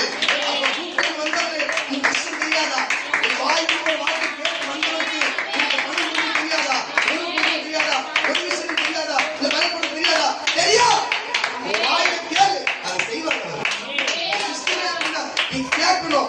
கொடுக்கணும், நீ நம்பணும், விசுவாசிக்கணும், நீ கேட்கணும், கொடுக்கணும். இதுதான் இந்த குடும்பத்துல தேவனுக்கு நமக்கு ஒரு உறவு. நீ அமைதியா இருந்தாலும் செய்ய மாட்டார். வாய்ப்பு நம்பணும், கேட்கணும், கொடுக்கணும். அல்லேலூயா. அப்ப யோபுவை போல இங்க உத்தமனாய் இருந்து சோதிக்கப்பட்டவர்களுக்கு அல்லேலூயா அவர் இறுதியிலே அவர் வெற்றிப்பான வருமானத்தை கொடுத்தார், அவர் ஆசீர்வாதத்தை கொடுத்தார். அதே போல அங்க சிம்சோன் நாட்களிலே எல்லாருக்கும் தெரியும் போய் இறுதியில் விழுந்தோம். ஆனால் தேவன் மன்னிப்பு கேட்டது மன்னிச்சு தன்னுடைய இலக்கை முடிச்சு அவருடைய சூழ்நிலையை மாற்றி போட்டார். புருஷனுடைய கர்த்தருடைய பிள்ளைகளை நான் என்ன சொல்றேன்னா, இலக்கை முடிச்சுதான் ஆகுது. இலக்கையும் முடிக்கணும், நீயும் வாழ்ந்து இலக்கையும் முடிப்போம், நம்மளும் வாழ்வோம். எவ்வளவு இப்ப கஷ்டப்பட்டாலும் ரெட்டிப்பான வருமானத்தை சுதந்திரத்துக் கொள்வோம். வாசிக்கலாம் சங்கீதங்களின் புஸ்தகம் 147 சங்கீதம் 13, சங்கீதங்களின் புஸ்தகம் 143 13 14 கூட வாசிக்க இருக்கலாம். எப்படிப்பட்ட வார்த்தைகளை பாருங்களேன். அவரும் வாசல்களை கரங்களை தட்டி ஒரு அழகை சொல்லுவாங்க. வாசிக்க கேட்கலாம். அவரும் வாசல்களை அவர் கேட்டுக்கொண்டிருக்கிற கர்த்தருடைய பிள்ளைகள் வாசல்களின் தாழ்பால்களை கரங்களை தட்டி எந்த வாடி வந்துடுமா, என்ன நோய் வந்துடுமா, இனி எந்த பிரச்சனை வந்துடுமா, என்ன சூழ்நிலை, என்ன கொள்ளகால் வந்து விடுவாரா, என்ன பிசாசு வந்துவிடும். அவர் உன் வாசல்களின் தாழ்பால்களை பலப்படுத்தி இனிமே பலப்படுத்தி உன்கிட்ட உள்ள உன்னுடைய பிள்ளைகளை அதை ஆஸ்வதிக்கிறார். உன்னுடைய நீ செய்கிற எல்லைகளை சமாதான விளைவுகளாக்கி பாருங்க. ஃபர்ஸ்ட் குவாலிட்டியில் இருக்கிற கோதுமை நாள் சாப்பாட்டுனால திருப்தி ஆக்குகிறார். அப்ப இனிமே இதை கொடுங்க அதை கொடுங்கன்னு சொல்லி யாருக்கு நம்ம எங்களை பலப்படுத்தணும்னு கேட்க போகிறது இல்ல, உங்களை தேவனே பலப்படுத்த போகிறார். தேவனே பலப்படுத்த மத சாட்சியம் சொன்னது. நான் கேட்கிற யாரும் கொடுக்கல, ஆனா என்ன கொண்டே என்ன உன்னை கொண்டு செய்ய எவனை வந்து செய்யணும். தேவன் உன் கூட இருக்கும்போது நம்ம எல்லாத்தையும் மற்றவங்க கேட்கணும். நம்ம விடுதலை சுவிசேஷம் கொடுக்க இனிமே இதுதான் சட்டம். கர்த்தர் நம்மளை கொண்டு மக்கள் ஆசிரியர் நம்மளை ஆசிரியர் நம்மளை கொண்டு உழைச்சாது மக்கள் இல்ல, மற்ற சம மக்களுக்கு ஆசிரியர். அவர் தேவனை செய்தவையா, அவர் மற்ற சத்தியம்னா நம்ம செய்தோம். நம்ம செய்யாத என்ன பண்ணுவது, நம்ம செய்யணும். நீ என்ன செய்யணும், ஒழுங்கா ஜபம் பண்ணணும், ஒழுங்கா சபைக்கு வரணும், ஒழுங்கா வேத வாசிக்கணும், ஊழியக்காரன் சொல்றதை செய்யணும், ஊழியக்காரனை கேட்டு செய்யணும். இந்த 4 காரியத்தை நீ செஞ்சிடா, அல்லேலூயா. அவர் உனக்கு செய்யாத யாருக்கு செய்ய போறாரு?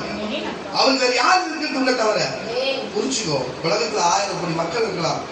அவர் கேட்கறது அவர் ஆரம்பம் செய்யறது. அவரு துதிகளில் மக்கள் வாசம் பண்றாரு. துதிச்சு ஆரம்பம் செய்ய எங்க செய்யலாம், அங்கதான் வருவார். அவர் யாருக்கு அங்க சொல்லி பாடுறாங்க, எங்க அவர் நேசிக்கிறாங்க அங்கதான் வருவார். இருதயத்தை யார் கொடுக்குறாங்க அங்கதான் வருவார். அவர் நோக்கி யார் பேசுறாங்களோ, என்கிட்ட பேசுற ஆளையே கேட்கிறாரு. ஆனா நீங்க தான் என்கிட்ட பேச மாட்டேங்க. சை, முதல்ல தேவன்கிட்ட பேசு, நீ தேவன்கிட்ட பேசு, அதுக்கப்புறம் மட்டும் யார் யார் பேசுறாங்க பாரு. வந்த வேலையை செய்யறது கிடையாது. காரணத்துக்கு நாம அப்ப இப்படிப்பட்ட காரியம் இருக்கிறது கேட்டுக்கொண்டு இருக்கிற கர்த்தருடைய பிள்ளைகளே, என்ன பண்ண போறீங்க? தேவன் பலப்படுத்தணுமா, நம்மள மற்றவங்க நம்ம பலப்படுத்தணுமா? தேவன் உங்களை பலப்படுத்தணும், நம்ம போய் மற்றவங்கள பலப்படுத்தணும். அதுதான் தேவன் விரும்புகிறதா இருக்கிற. வாசிகள் இருக்கலாம். ஏசாயா எழுதின தீர்க்கதரிசி புஸ்தகம் 41 அதிகாரம். ஏசாயா எழுதின தீர்க்கதரிசி புஸ்தகம் 41 அதிகாரம் 10 வசனத்தை கூட நீ பயப்படாதே. கரங்களை தட்டி வரவேற்க சொல்லுவாங்க. நீ கேட்டுக்கொண்டிருக்கிற கர்த்தருடைய பிள்ளைகளே, வருகிற பணத்தை குறித்தும், எதிர்ப்பை குறித்தும், பிரச்சனைகளை குறித்தும், போராட்டத்தை குறித்தும், கஷ்டத்தை குறித்தும், வறுமை குறித்தும் நீ பயப்படாதே. நான் உன்னுடன் இருக்கிறேன். நான் உன்னுடன் இருக்கிறேன். இப்ப நம்ம பேசுறோம். நீ இருப்பார், வசனத்துல சொல்றேன் அப்படின்னு. அவர் உன்னோடு கூட இருப்பார். வாசி, திகையாதே, நீ திகையாதே. நான் உன் தேவன். நான் உன் தேவன். நான் உன்னை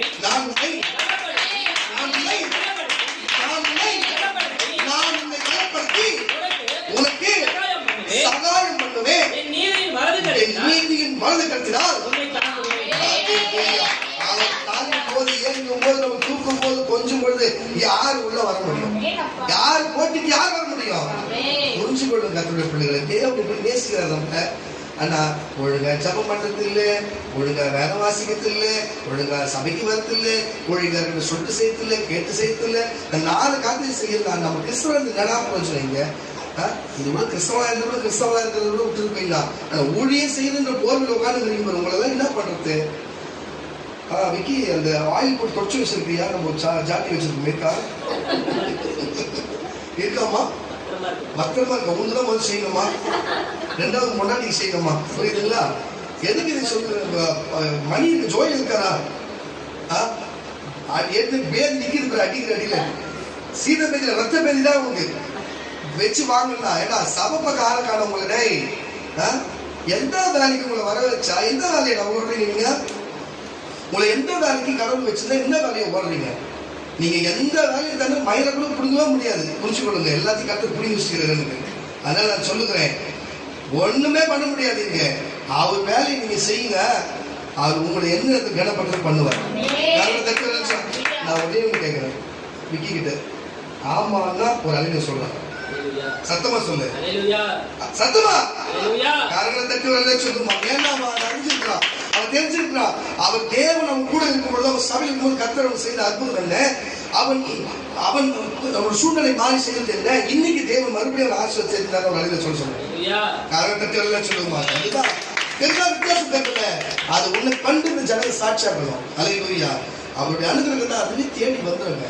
அல்லேலூயா. நீ ஜபிக்கிற ஜபம் 10 நாள் முன்ன பின் ஆனாலும் க்ளோரி சொல்லுவோம். நான் பீரோ கேட்டு இருந்தேன், எனக்கு இப்ப பீரோ வந்திருக்கு, ஓசி பீரோ. நான் இது சோஃபா கேட்டு இருந்தேன், சோஃபா வந்துக்குது. என்ன சோஃபா? ஓசி சோஃபா. ஏன்னா நீ காசு கொடுத்து வாங்கினா நீ வாங்கினதாயிட்டு இருக்கோம். ஆண்டவர் குத்தாருனா அது குழந்தைங்களுக்கு பழசு கொடுக்குறா சொல்லி புதுசு. அது புதுசு. அதுதான் விஷயமாங்க. பழசாவை எதிர்பார்த்தான். அவன் மனசை கட்டுறாஞ்சு. குழந்தை மனசு பழசா எதிர்பார்க்கிறான். ஆனா நம்ம புதுசு கொடுக்கணும். அதுதான் விஷயம். அவன் எதிர்பார்த்து பழசு. ஆனா வந்ததே புதுசு. அதுதான் நம்ம நம்பி தேடி ஓடும் போது, நம்ம நம்பி இருக்கும் பொழுது, இருக்கிறது உண்மையா இருக்கும்போது தேவன் நமக்கு எப்ப இருப்பாருங்க உண்மையா. அவர் அதான் எதிர்பார்க்கிறார். ஒரு சில ஆளுங்கிட்ட சபை மேல கவனமா இருங்க, ஊழியக்காரங்க கவனமா இருங்க, கவனத்தோடு ஓடுங்கன்னு தேவன் எதிர்பார்க்கிறாரு. ஊழியக்காரங்கிட்ட தேவன் வேற காரியத்தை எதிர்பார்க்கிறாரு. புரிச்சு கொள்ளுங்க. அதை நீங்க வீட்டுக்கு வெளில போறீங்க பாருங்களேன், அது தாண்டும் போது தான் நமக்கு கஷ்டத்தை வருகிறது. அது பிசாசு தாண்ட வச்சிருவா, மனுஷன் தாண்ட வச்சிருவா. நீ இருக்க ஸ்டாண்டர்ட்லயே இருங்க, நிலைத்திருங்க. கர்த்தர் உங்களை பலப்படுத்துவார். கொடுக்க செய்ய வந்த வேலையை செய்யுங்கள, அவருக்கு அடுத்தடுத்து வேலை கொடுப்பாருயா. கருவத்தை தட்டி கத்த நாம் தெரிவிச்சுக்காரு. அப்போ இங்க பாருங்க, அப்போஸ்தலனாகிய பவுல் நம்முடைய சீஷன் இப்படிப்பட்டு விழுந்து கூட போட சொல்லி அவன் ஆவிலும் சரீரத்திலும் ஆத்மாவிலும் பலப்பட வேண்டும் என்பதற்காக அவர் தனிப்பட்டவமா அங்கு கொலோசிய பட்டணத்தில் இருக்கிற நிருபம் எழுதி அவர்களுக்கு ஜெபிக்கிறாரு. அப்ப இங்க ஒருமன கூட்டத்திலும் செவ்வாய்க்கிழமை கூட்டத்திலும் வெள்ளிக்கிழமை கூட்டத்திலும் நம்ம எதுக்கு ஜெபிக்கிறோம்? வர ஜனங்கள் பலப்படும்படி. ஆமானவர் அழில சொல்லுவாங்க, பலப்படும்படி. அப்ப உங்களை எதுக்கு நாங்க சேர்த்து வச்சிருக்கிறோம்? என்னால ஒன்னா ஓட முடியாது, உங்களுடைய தேவெல்லாம் செய்ய முடியாது, தேவனுடைய கிருபையெல்லாம் செய்ய முடியாது. அதனாலதான் உங்களுடைய தேவ உங்களை கூப்பிட்டு அவங்களுடைய அபிஷேகத்துக்கு ஏற்றபடி நாங்க ஜபிக்க வச்சு எல்லாரும் உன்னால நான் பலப்படணும், எல்லாரும் நீ பலப்படணும், நம்மளால சேர்ந்து செம்மஞ்சேரியே பலப்படணும் தான் தேவ விருப்பமா இருக்கிறது. அதை விட்டுட்டு நம்ம செம்மஞ்சேரிக்காரங்க நமக்கு பலப்படுறதுன்ற அளவுக்கு இல்லைங்க. நம்மதான் செம்மஞ்சேரி பலப்பட்டோம். புரியல இல்லையா? கரண்ட் கத்த நாமத்தை பயன்படுத்துவோம். அப்போ அந்த யோகா இருந்தாலும் தேவன் தான் பலப்பட்டோம். கரெக்டா இல்லையா? அங்க மோசையா இருந்தாலும் சரி, அங்க யோசுவாவுக்கு பலப்படுத்தி தான் ஆகணும். ஆனா இந்த பூமியில இயேசு வந்து வாழ்ந்தா, மனுஷன் அவராக இருந்தா, அவரையும் வானத்திலிருந்து எங்கிருந்து வந்தாரோ வந்த இடத்துல இருந்து தான் பலப்படுத்தணும். இப்போ விக்கி என்கிட்ட இருந்து தானே போயிருக்கிறான், அப்ப நான் தானே ஒரு பலப்படுத்தணும். வார்த்தை வசனம் என்கிட்ட இருக்கு, நான் ஒரு குருநாதராக இருக்கிறேன், மனுஷன் குருவா தேவனை பேசிருக்கிறாரு, அவர் வார்த்தை என்கிட்ட வாங்கி அவர் பலப்படுத்தணும். புரிதலுக்காக சொல்லுங்க. எங்கிட்ட யாரும் சொன்னீங்க எடுத்தீங்க, இப்போ எங்க மூலமாக உங்களை பலப்படுத்த முடியும். அப்போ தேவன் இயேசு எங்கிருந்து வந்தாரு? பரலோகம் தானே வந்தாரு. பரலோகம் தானே அவர் பலப்படுத்தணும். ஆமாவே இல்லையா? லூக்கா சுவிசேஷ புஸ்தகம் 22ஆம் அதிகாரம் 43ஆம் வசனம். லூக்கா சுவிசேஷ புஸ்தகம் 22ஆம் அதிகாரம் 43ஆம் வசனத்துல யார் வந்து இயேசு பலப்படுத்தினார் பார்க்கலாம். சீக்கிரம். அப்பொழுது வானத்திலிருந்து ஒரு தூதன் தோன்றி யாரு? அவரை இயேசு வந்தாலும் பூமிக்கு வந்தா பலவீனப்படுறதுக்கு சூழ்நிலை இருக்கு. அப்ப நீ நானும் பலவீனப்படுறது தப்பு கிடையாது. இப்ப விக்கி இப்படி பேசணும் தப்பு கிடையாது. நான் மணியை பத்தி பேசணும் தப்பு கிடையாது. குளோரி பத்தி பேசணும் தப்பு கிடையாது. கரெக்டா இல்லையா? என்னை பத்தி நீங்க பேசணும் தப்பு கிடையாது. புரியுதா இல்லையா? இயேசுக்கே பலப்படுத்த சூழ்நிலை உனக்கு எனக்கு கண்டிப்பா பலன் தேவைப்படுதா இல்லையா? அப்போஸ்தலன் பவுல் தெரிஞ்சு தான் சீஷனுங்க பலவீனப்பட்டு போயிடுறான், பலப்படுத்த ஜெபம் பண்ண சொன்னா, உனக்கு ஜெபம் பண்ண நான் இருக்கிறேன், எனக்கு ஜெபம் பண்ண யாருக்கு? நீங்க தான் இருக்கிறீங்க. புரிஞ்சு கொள்ளுங்க. என் ஒரு ஜெபம் உங்க எல்லாரையும் தாங்கும். ஆனா மொத்த ஜெபம் தான் உங்களுடைய ஜெபம் மொத்தமா சேர்ந்து எனக்கு தாங்கும். எனக்கு வித்தியாசம் புரிஞ்சுக்கோ. காரணம் தட்ட உனக்கு நானும் எனக்கு நீயும் நமக்கு இயேசு இருக்கிறாரு. புரியுதா? நம்ம சபையை பலப்படுத்த இயேசுவோம். அதை உன்னை எனக்கும் என்ன உனக்குமாய் கொடுத்திருக்கிறாரு. நம்ம வாழ்நாள் வரைக்கும் அப்படித்தான் பலப்படுத்தி ஒருவரு கொடுத்து வாங்கி நம்ம சந்தோஷப்பட்டு நீ விடும் ஒரு நாட்டுக்கு நீட்டுக்க நம்மளுள்ள போகணும் தவிர, ஆனா அந்த போல் தூக்கி வேலை, மன கஷ்டப்படுத்துற வேலை, துன்பப்படுத்துற வேலை, துயரப்படுத்துற வேலை, ஆள்காட்டி வேலை, இதெல்லாம் விட்டு சந்தோஷத்தோட சமாதானத்தோட அன்போட ஒரு அரவணைப்போட ஒரு உண்மையோட அவங்க தாங்கும்படிக்கு அவங்களை பலப்படுத்தும்படிக்கிற எண்ணங்கள் உண்டாகி ஒரு ஊழிய வளர்ந்து குடும்பம் நல்லா நினைங்க, ஒரு குடும்ப ரட்சிக்கப்பட நினைங்க. அந்த வேலையை செய்ய வந்தீங்க, அதை செய்யுங்க, மாற்றி செய்யாதீங்க. கரண கட்டி கத்த நாமத்தை வைத்துவோம். இது சொல்லிக் கொண்டிருக்கிற வேலையிலே, இது ரெக்கார்டிங் போது சொல்லிக் கொண்டிருக்கிற வேலையிலே செந்நிறமாய் இந்தியாவில் 3 இடங்கள் செந்நிறமாய் மாறி போகுது. சிகப்பும் அப்படியே கருப்பும் கலந்து செந்நிறமாய் அப்படியே வான அந்த சூரியன் வந்து செந்நிறமாய் மாறி வரும் பார்த்தீங்களா? அப்படி ஒரு குறிப்பிட்ட மாநிலங்களும் ஒரு மாநிலத்தில் இருக்கிற சில மாவட்டங்கள் அப்படியே மாறி போயிருக்கிறது. அது 2-3 நாட்கள் அப்படியே இருக்கிறதை பார்க்கிறேன். நம்ம கண்ணு மூடி இருந்தா ஒரு மாதிரி இருள் அடைஞ்சு கொண்டது போல மாறுகிறதை பார்க்கிறேன். ஹல்லேலூயா. அந்த தேசம் பலனற்று போகிறது. அது பலனற்று போகிறது. அது வந்து போகும் பொழுது அங்கு வறுமை காணப்படும். அது வந்து போகும் பொழுது வறட்சி காணப்படும். அது வந்து போகும் பொழுது அங்க நோய்வாய்ப்படுகிற சூழ்நிலை காணப்படும். அது வந்து போகும் பொழுது நியாயத்திற்கு அந்த மக்களுக்கு ஆரம்பிக்கிறது என்று பரிசுத்த ஆவியானவர் வெளிப்படுத்தி கொண்டிருக்கிறார் இந்த வேளையிலே. நீங்களும் நானும் பலப்பட அதே தெய்வம் தான் அதே தெய்வம் தான் உனக்கு நீ பலப்பட வேண்டும் என்கிறார். அப்ப அவர்கள் சூழ்நிலை என்ன, உன் சூழ்நிலை என்ன? உனக்கும் அவர் தான் தெய்வம், எனக்கும் அவர் தான் தெய்வம். உன் மேல வச்சு அன்பு புரிஞ்சுக்கோ. நீ வந்த நோக்கம் என்ன? அவங்க நோக்கம் அறியாத நீங்க நோக்கம் வந்தவங்க புரிஞ்சுக்கோ. இன்னும் 10 பாயிண்ட் தான் ஓடுனீங்கன்னா மிச்சர்ல காலத்தை ஓடிடலாம். கொஞ்சம் ஓடுங்க, கொஞ்சம் எனக்காக ஓடுங்க, இயேசுக்காக ஓடுங்க.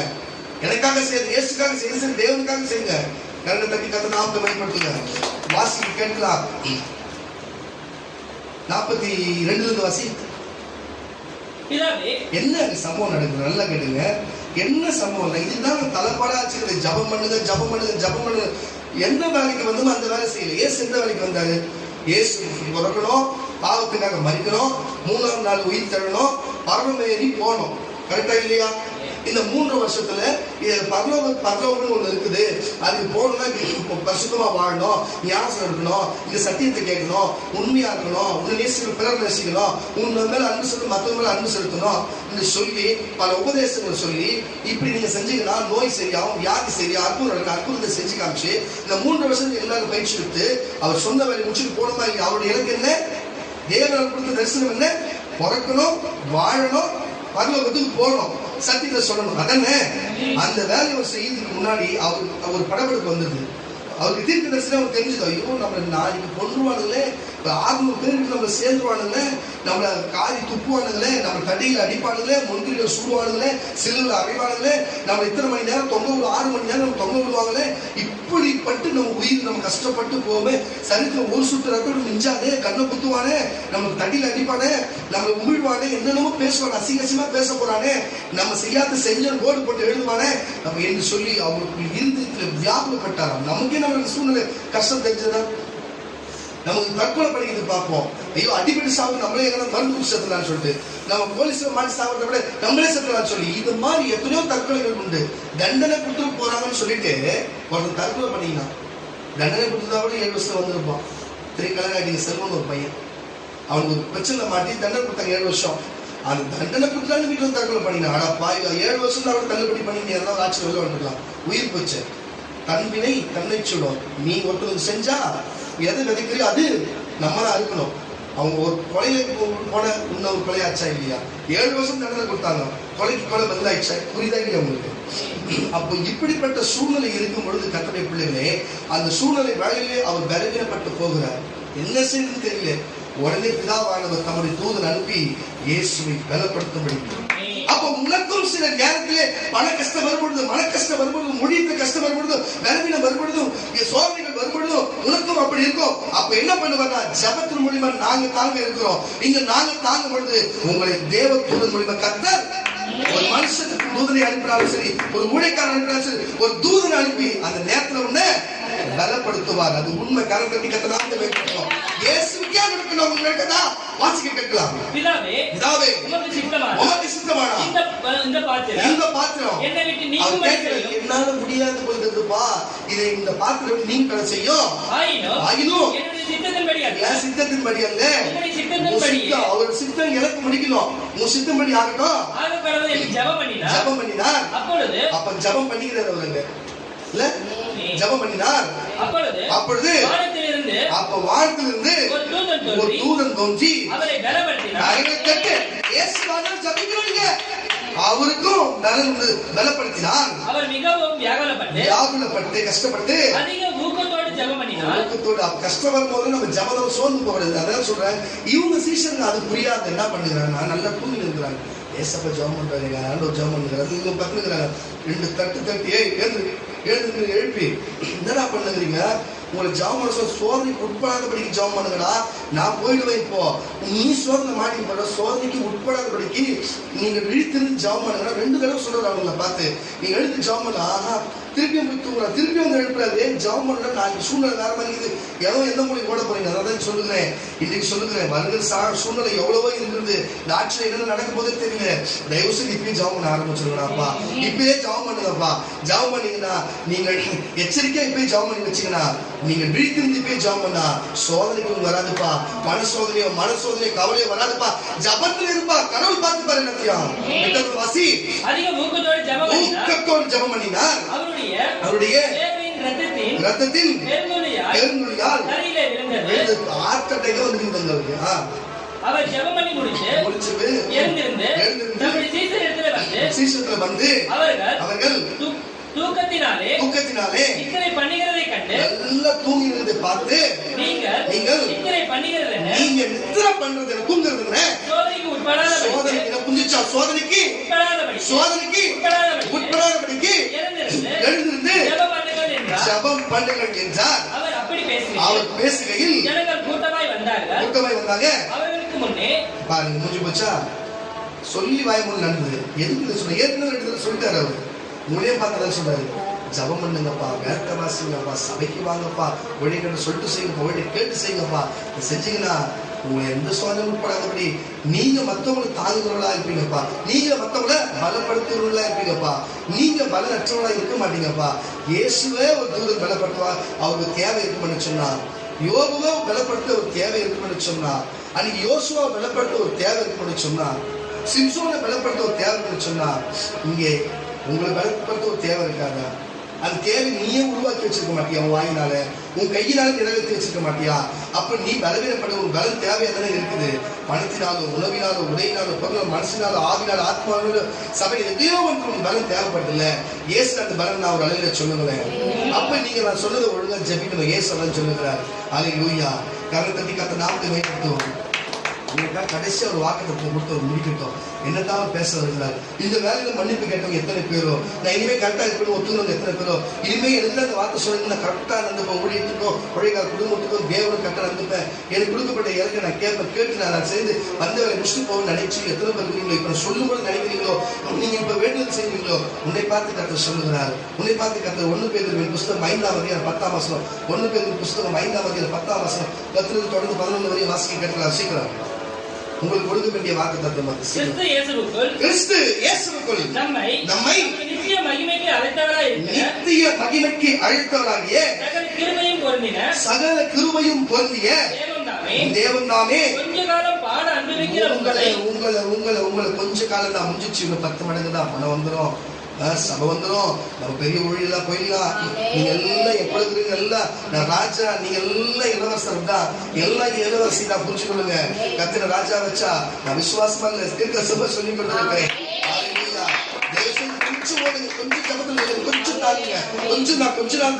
கொஞ்ச நாள் பாட அனுபவிக்கிற உங்களை சீர்படுத்தி உங்களை சிறப்படுத்தி